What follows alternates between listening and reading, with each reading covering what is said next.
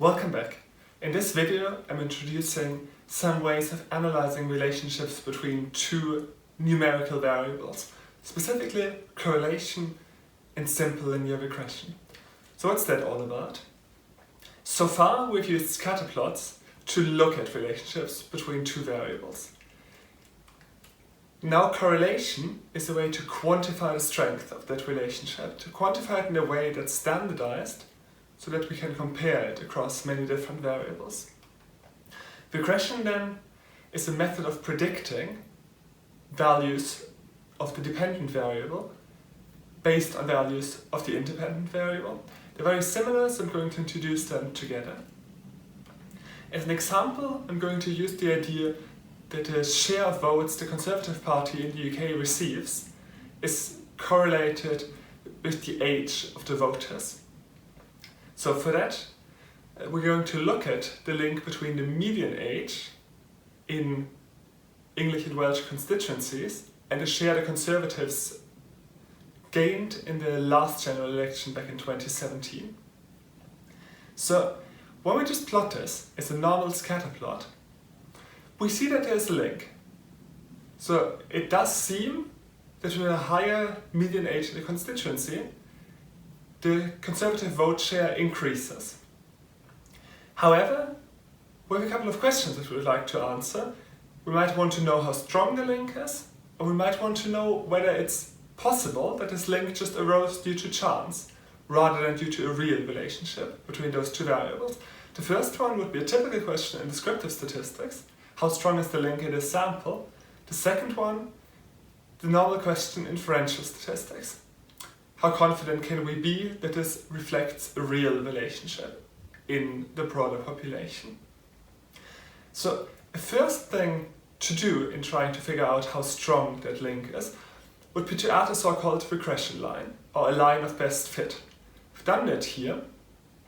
ggplot can do that automatically, and we'll explore it in class, so you can look at the code for this video. But the point is that it tries to fit this line that minimizes the so-called squared residuals. What are squared residuals? So residuals are the distances of each point to that line. And the fitting algorithm now tries to minimize the squared distance from the line. That's the most common approach to regression and what's always done in correlation. So what does this line now actually tell us? Well, it tells us how strong the relationship is, and for that we can specifically look at the slope, so how steep the line is. In this particular case, we see that the slope is 1.7 percentage points in vote share for each year increase in median age in the constituency. So that's the first way of quantifying this relationship, to look at the slope of the regression line. However, we might want to ask, is this a strong association or rather weak association? How is this maybe compared to get out the vote efforts, to mobilization, to campaigning? That's now really hard to do, because this has specific units. It's 1.7 percentage points per year of median age in the constituency. So it would be nice to have something that's closer to a general effect size. And what we typically do in statistics is to standardize the variables there. And specifically our standardization here is to look at an association between two z-scores. What are z-scores again? Well, z-scores express the distance from the mean in units of standard deviation. So they are a unit-free conversion of the variable that keeps everything else intact. It just gets rid of the units, it keeps intact the spacing, and it keeps intact the ordering. So if we now plot these z-scores, you can see that they are centered on 0, which was the mean before, and then go into both directions from there. So if we plot them, we can put in a new line of best fit. And this new line again has a slope. In this case, 0.64. That slope is now the so-called correlation coefficient. The advantage now is that I can do this with any other two variables, again get a standardized slope, the correlation coefficient, and then I can compare which of these associations is stronger and weaker. So the slope of that line is called the correlation coefficient, in this particular case 0.64. Correlation coefficients more generally are the slope of best fit for the standardized variables, and they have the nice property that they can only range from 0 to 1, which makes it easy to interpret them. 0 then means there is no relationship at all, 1 means there's a perfect relationship. In addition, they have a direction, they're either positive or negative, which then indicates the direction of the relationship. So for really strong coefficients, this one would be close to 1 in absolute terms. Plus 1 indicates that as one variable goes up, the other variable goes up. Minus 1 conversely indicates that as one variable goes up, the other one goes down. An example for the first one might be something like age and height for children. Older children get taller. An example for the second one, for a strong negative correlation, might be something like number of hours studied and mistakes made on an exam. So positive correlations are as one variable goes up, the other variable goes up. Negative correlations, as one goes up, the other one goes down. Of course, they can also be weaker, which then just means the points are more widely spread and the slope is less steep. And there can be no correlation. The line of best fit, if there is no correlation, would just be a flat line. 2 points on how to deal with these coefficients in writing, or how you would encounter them in articles. So the first one is, because we know that there is this very limited range, they are not reported with a leading 0. So even though in the example just before it was 0.64, we'll always only just write 0.64. The other point is that it's called R, so it's generally reported as R equals 0.64. With this now, we can descriptively talk about the strength of the association. However, in real data, we'll never get a perfectly flat line. So even when we observe that R is greater than 0, we still need to ask, might this just be due to chance? And that's then what testing the significance of the correlation is all about. So we ask, how likely would we have been to observe a correlation coefficient at least this big if there was no difference in the population? And for that, we mostly need 2 pieces of information. One is the correlation coefficient, and one is the sample size. In this case, the sample size is 572, which is the number of constituencies in England and Wales. We can now again do all the different things for testing significance. We could do a simulation, but in this case we should just be using the formal significance test, which in R we do with the cor.test function. That then gives us a p-value. The p-value, which is this probability of the data occurring if there was no difference, if there was no association in the population. So we get this p-value out of the formal test, and then we can decide whether it's small enough.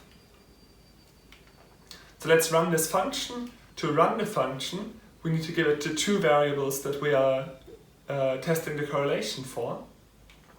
And then we get this output that has quite a lot of information. So the first thing to look at is the correlation coefficient, because that now tells us the strength of the association. We've seen it before, it's the slope of the standardized line of best fit, 0.64. We know that it can only range from 0 to 1, so 0.64 is relatively strong. Next thing to look at is the p-value. So is this a value that's is 0.64 a value that would have been very unlikely to occur if there was no real relationship here. This p-value is given in so-called scientific notation. Whenever r gives us a number with this e, the number following the e indicates how far we would need to move the decimal point to get to the normal writing. So this tells us we would have to move the decimal point 16 places to the left to write out the number in normal format and fill in the gaps with zeros. So this would be a very, very small number. Basically, the key thing to remember is e followed by a large positive number is a huge number. E followed by a large negative number is a small number, very small number. So this p-value is very small, very close to 0. Typically we say anything smaller than 0.05 tells us that we should reject the null hypothesis and accept the research hypothesis. So here we can confidently accept the research hypothesis that median age in the constituency is linked to the conservative vote share. The third thing that cor.test gives us is the confidence interval, which now gives us a range of values for the correlation coefficient that we can expect the true coefficient to be in 95% of the time. So in this case, it shows us that we can be quite confident that the correlation coefficient is quite close to 0.6. So we can be quite confident that there's a strong relationship between those two variables.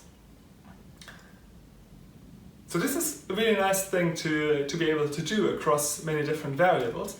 However, there's one really important assumption to keep in mind. All of this only works or only tests for a straight line relationship between our variables. So if, for example, we have a curvilinear relationship,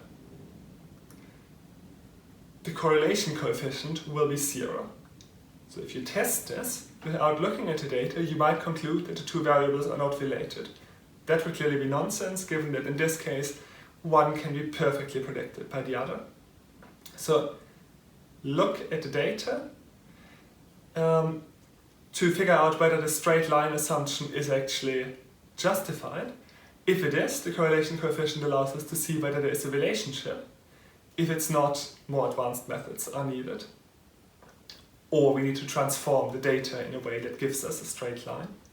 We'll look at some examples of that later on in the course. So let's get back to the regression line and talk about what regression then is all about and what it offers to us on top of the correlation.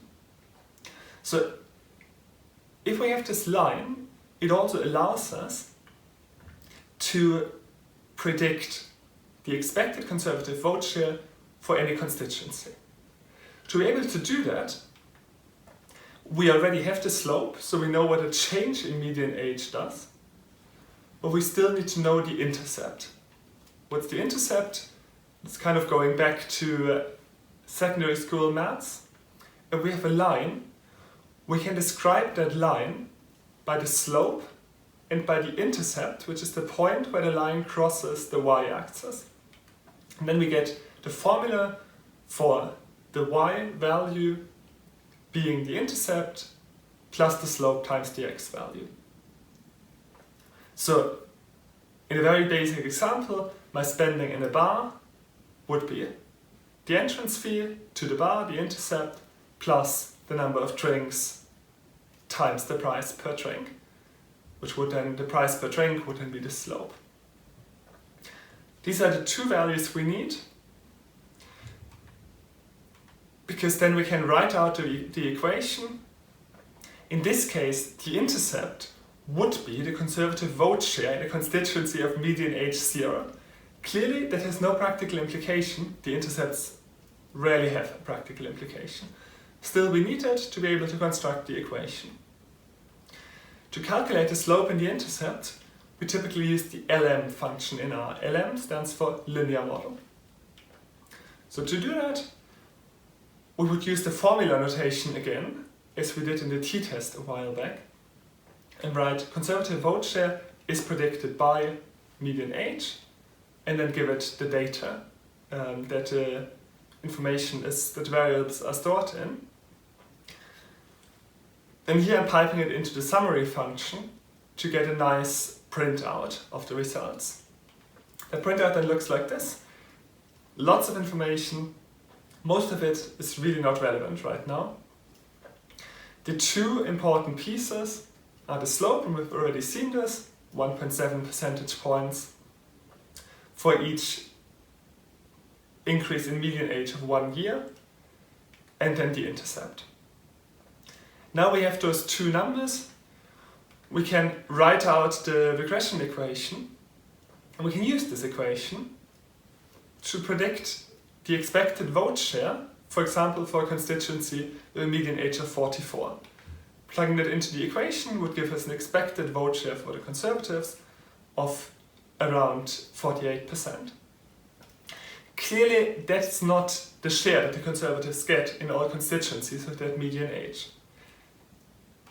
As we saw before, there are always residuals. Residuals are the distances between the actual value and the predicted value. So for example, Brentwood has a higher than expected Conservative vote share.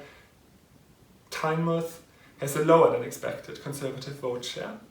However, given that this model is statistically significant, as we've seen from the p-value a while back, the estimates from the equation are better estimates than just taking the overall mean.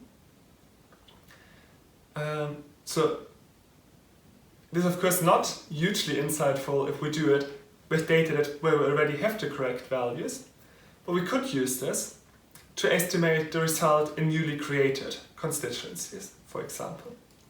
The summary of the LM function contains quite a lot of other information, and there are two things that I want to point out. So when we run this, we get all the details, including the slope and the intercept, but we also get summary statistics on the residuals. They can give us a good sense of whether our predictive model is actually useful. Here we can see the